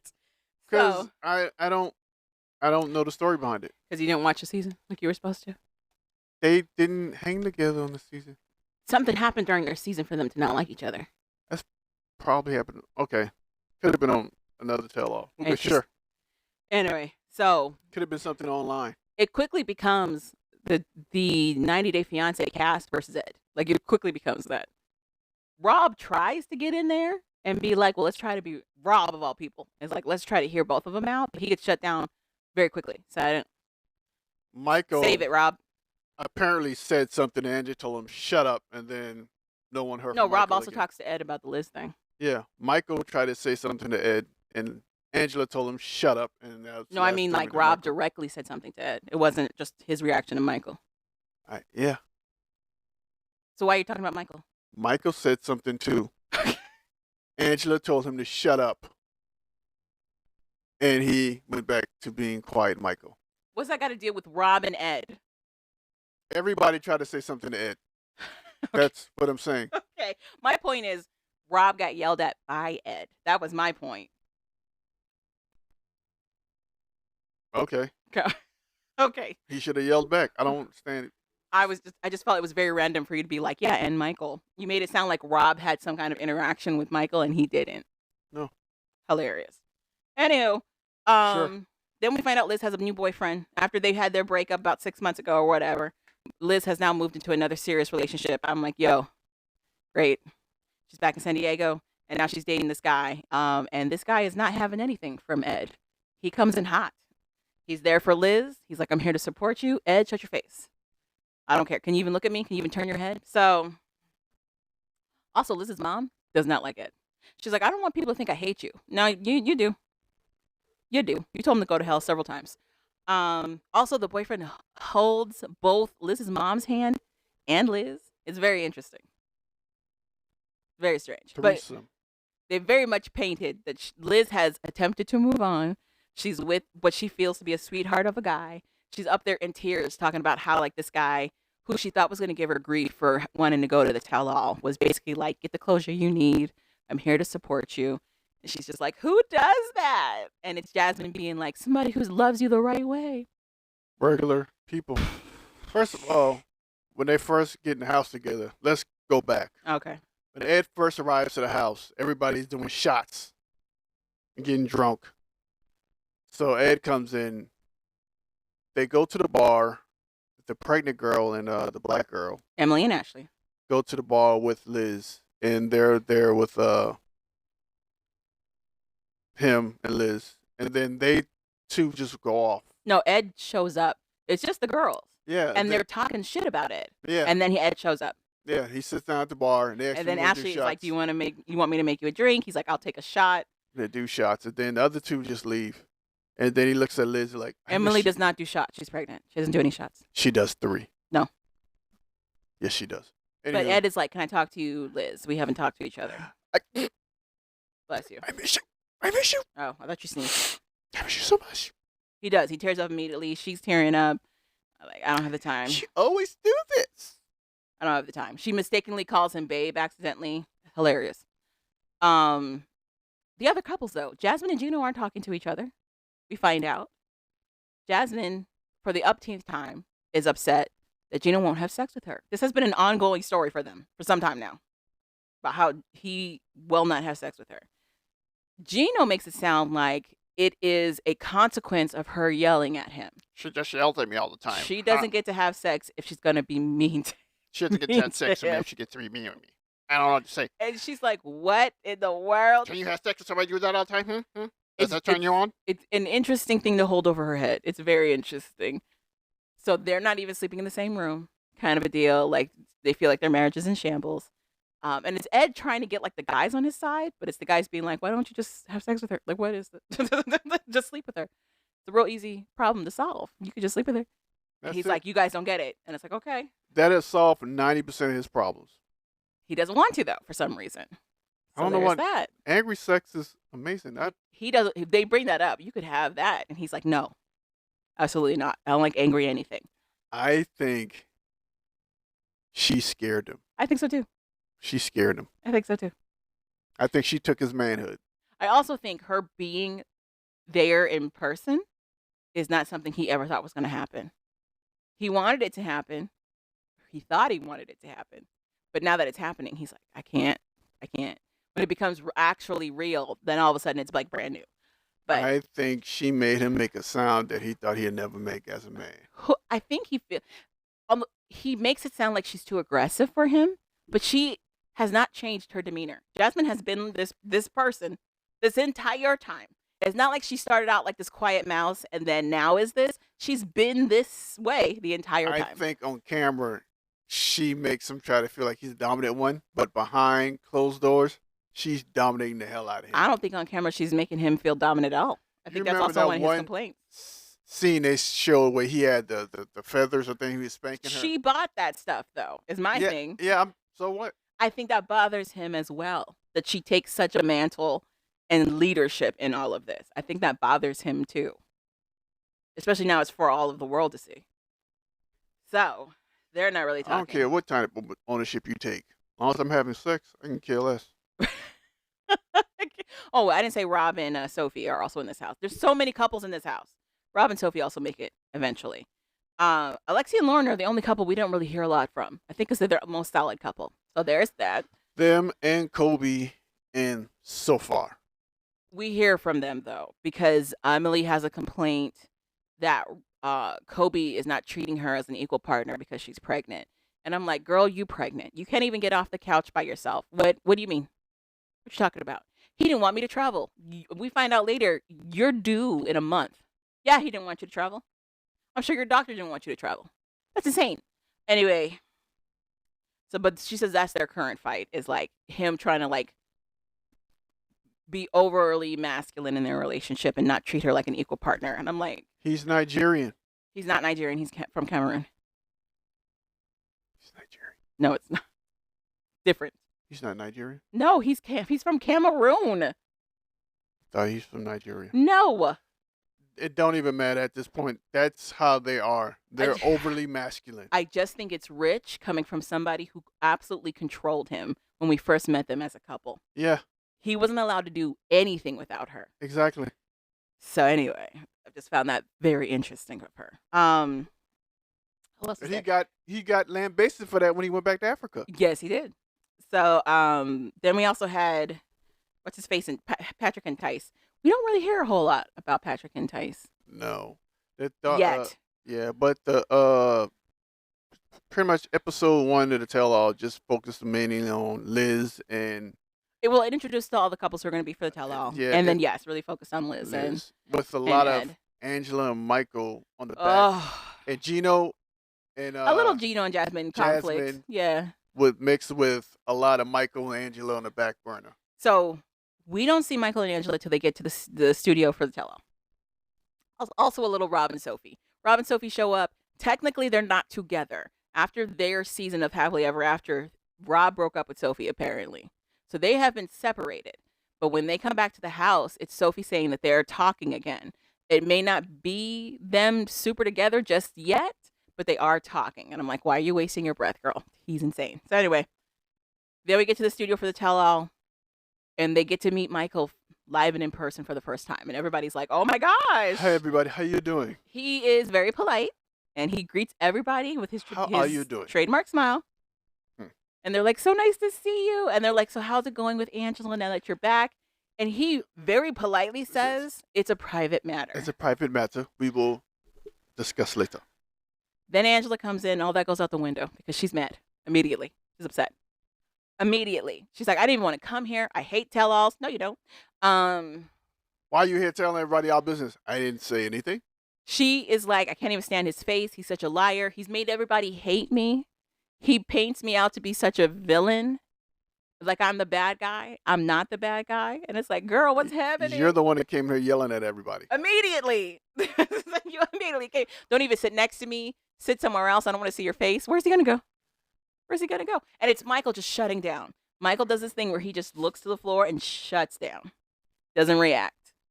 And it's people being like, yo, calm it down. Nothing's being said yet. And then we get them on stage. Anytime Michael has something to contribute to what's going on with the couples, she's like, shut up, you liar. Stop talking. Who asked you? You devil? You goddamn devil? Huh? This reminds me of my cousin's funeral. Wow, what a thing. So his fiance was trying to say something at his funeral, and his sister kept saying, shut up, sit down, devil. Just interrupted her every time she said something. While she's giving a speech at the funeral, talking about him. It's the same thing Angela does with Michael. Every time Michael tries to say anything. Listen. The devil's a lie. I'm like, wow. Really? I'm like, this is great. And because and that lady paid for half of the funeral, from what I heard. The girlfriend or the one yelling? The girlfriend. Oh. I don't know. It was crazy. But yeah. Oh, Angela also shows up in a crown, and we're all like, why are you wearing one? Like she Biggie. Looking like a old wrinkled up avocado that's been on the damn counter too damn long. Right. She kind of looks like, that the new Beetlejuice movie coming out, right? And all this little henchmen or men with the little shrunken voodoo heads. That's how Angela looks. I don't know what's happening over there. I'm very confused. I'm confused about what's happening with Angela over there. I don't, what? I think. Are they still together? I have so many questions. I think she looks crazy. Yeah. And then people start to point out, like, something's wrong with you. Manic. She looks absolutely manic. Absolutely. And she's trying to hit a bluff. This is the reason I'm like that is Michael. I'm like, if he's making you look that crazy, leave him. You could have been done with him. You could have been done with him. You've been telling us since we got introduced to you that he was not shit. So I don't know. What's funny? Since the first time they started on the show, he ain't shit. Yeah. This dude was in a picture with a toe. You see that whore's ankle? Who is she, Michael? Michael's like, I don't even know who foot that is connected to. She's nowhere near him. She's literally in the foot. He's nowhere near this foot, by the way. He's nowhere near this foot. And she loses it. Hilarious. That picture thing is one of my favorite moments of 90 Day Fiance. That was hilarious. She comes to Africa and literally takes all the stuff off this man's car. She not takes it. She rips his car apart. His car apart. She's ripping off windshield wipers. They're banging on the house windows. Wake up, Michael. Like, other people don't live there. Michael lived there with his aunt. Like, so it's just as if. But it's Michael making her look crazy. But it's Michael. But it's Michael making her look crazy. Meanwhile, Michael has the same demeanor the entire time. Flatline. Then she's like, Michael is cheating on me. He's texting all these other women on Instagram. And apparently that is true. He is texting other women on Instagram. But it is rich coming from somebody who, one, romantically tried to pursue her plastic surgeon doctor, had a Canadian sugar baby that she was talking to, and introduced Michael to as her friend, quote unquote. Like, this is just very interesting. Mind you, she keeps saying he's cheating, but he's cheating. She can never tell you who he's cheating with. She can. She never gives names. She can't give names for legal purposes, but it's the same girl. And you saw the picture of that girl because they're going to show it on the tell-all. The African girl? Yeah. That's who he's been talking to this whole time. That's probably a freaking cousin. That's gross. It's probably a cousin. I don't know. Who knows? I don't know. But my thing is, if it is an African girl, why did Michael have to leave Africa? Then Michael wouldn't have had to leave Africa. Exactly. So many more questions. So he left Africa to be in the States. He used me to get a green card. We all know green cards don't work that fast. We all know that. This was the longest use of somebody to get a green card I've ever seen. Also, your lawyer clearly said, don't marry him then. He's just using you to come here. Everyone you cannot marry him. And that would resolve it. Repeatedly. You can get a divorce. After now that you are married, you can get divorced, and he still wouldn't be eligible for one because he wouldn't be married to you. Even Michael said, let me go back. Send me back. Send me back. And she keeps, don't threaten me. I'm like, send me back then. But TLC knows that they got a gold mine in Angela, so that's what they're doing. Pretty much, and that's pretty much episode 1 of the tell-all. Right. You got anything you want to say? Anything you're watching? Trying to get caught up on? I'm watching the Decameron, and I'm really loving it, actually. It's really good. The Decameron is a comedy based off a 14th century work. It's inspired by it, which was like a series of short stories. The whole setup is like the plague is happening. So the plague from 1342 is happening. Are you understanding any of these references? Medieval time. If you're thinking, think of medieval castles, rich peasants, all of that stuff. I knew when the plague was. Okay. I like how you talk to me like I'm really slow. I'm not talking to you like you're slow. I didn't do any history on anything. Like I just got here yesterday. So you've heard of the Decameron? Yes. What did you think of the short stories? I didn't care for them. What did you think of the setup? It's funny. What's the Decameron about, Calvin? I have no idea. Okay, anyway. It's kind of like Chaucer tales. You know, have you heard of Chaucer tales? No. So I don't like reading. So there were a lot of short works that happened after the plague that people did to try to make satirize. The plague funny? Yeah, basically. Kind of like satirize this insane pandemic. I know words. So, but a lot of those same tales have become modern day stories for us. Okay. Shakespeare actually got a lot of his stories from these tellings. But a lot of people just attribute it to Shakespeare, but he was a grifter. Anyway. Plagiarized a lot of stuff. Yes, he did. Anyway, well, allegedly. So, anyway, the Decameron was based around that time period of the plague, and it features a bunch of people, like wealthy nobles, that have escaped to the countryside to try to get away from the plague, and some of the, they call them peasants, but it's basically servants that they bring with them. In the actual tales, there's like 7 different stories that each one kind of shares. Some of them are tragic, some of them are funny, and it's how we get to know the group. It has a tragic ending, though, because the plague is happening. But the show that Netflix has done is only inspired by the Decameron. And it feels like Clue. If you remember the movie Clue, how it gave you like different viewpoints and different points of view, it's very similar to that. It's really funny. It is a dark humor because they're talking about death constantly. But there's love stories. There's fighting with swords. It's really funny. It's actually really, really good. So I'm in the middle of watching that. I'm trying to finish the Decameron. How about you? One of our listeners told me to watch a show. I started watching the first 2. We don't get to know what the show is? The name of the show is Safe. Pretty much the premise of the show is it's a Netflix show. The premise of it is it's this dude that lives in a gated community. And like they all know each other. His daughter goes out. Oh, this is not a reality show?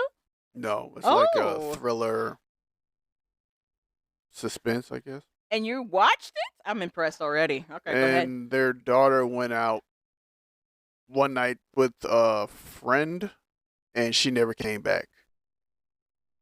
The friend turned up dead.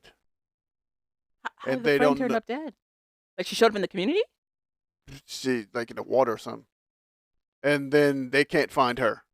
So they found the friend's body, but not their daughters. He has to find his daughters. And now he's starting to look at everybody in the community differently. They think he suspects everybody. So now he thinks someone in the community did it. He think his best friend or neighbor, I think, did it. Has something to do with it. I wonder why. But so now he's trying to figure out where his daughter is and try to find his daughter before she ends up like her friend or her neighbor's friend or something like that. Okay. And that's pretty much the premise of the show. Are you interested in pursuing the rest of the season? Yeah, I'm gonna watch when I eat, so I can focus. But you don't eat for a very long time. I know. You eat like you're still in the military and you have to scarf it down before you go to the next thing. And that'll give me at least get an episode 5 minutes. At least get an episode in. Oh, I'm gonna watch the new live event. There's gonna be a premium live event for wrestling this weekend. That's happening this evening. It's not Money in the Bank. SummerSlam. I'm gonna watch that. Yeah, you just Yeah. wrestling yesterday, and now Yeah. all we do is watch wrestling, which is We hilarious. do not, just me. Yeah, just you. That's what I said. You just watch wrestling all day. I like it. Sit on your buns and watch wrestling all day. Actually, I need to catch up. I watched NXT. I need to catch up on Level Up and Raw, and then SmackDown aired last night. So I need to catch up. Big kid. That's amazing. Did you know the average age of a WWE fan is 47? Bunch of old people just I don't think it's for kids. Old grown men touch on each other and hold each other and grab each other in weird places and slam each other. That's great. I like queer television. You really think this is a giant leap from that? Touche. Also, trying to wait for the second season of my anime to come. So which one? Which anime, Calvin? We don't get titles of these shows? Rising Impact. Okay. It's a Netflix series. Mm-hmm. I was watching the Shield Hero, but someone yelled at me, so I stopped. It's about slavery. So I stopped watching it. Someone made me feel guilty about watching that anime. It's about objectifying women in slavery. I've been watching a lot of mowing. Mowing? Like a lawn? Yeah. There's this dude called SB Mowing, and he does lawns. He mows lawns for free. That's like really I watch him too. Like he's in neighborhoods and it looks like for overgrown ones, and he'll be like, "Can I mow your lawn?" I watch it. So that's how that shit popped up on my game algorithm. No, I didn't watch it on yours. He has a TikTok. I watch it on TikTok. Gotta be so much alike and not alike at the same time. I don't watch your cow hooves thing. I don't watch that. I haven't watched that in a minute. Oh. Yeah, so I got a lot of random watches. Mm-hmm. So if you guys got any ideas you want us to watch, I'll give them a whirl. A whirl? Yeah. All right, that's it. That's all I got. You got anything else? Of course not. Oh, are we going to keep watching so if I have to end up having to pay, do you want to keep watching the tell-alls or you want to wait until they all air? Because like the first one, they let us watch without having to choose a TV provider. And I had to Jimmy rig it to watch it on the TV. I don't know if they're going to continue to do that for the rest of these episodes. I hope they do. Yeah, we'll figure something out. All right.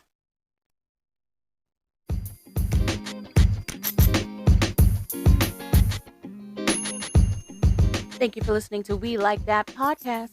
So we like that. Go ahead and click that subscribe button. You know you want to. And rate us 5 stars. I'm Javon. I'm Calvin. Later, people. And we're out.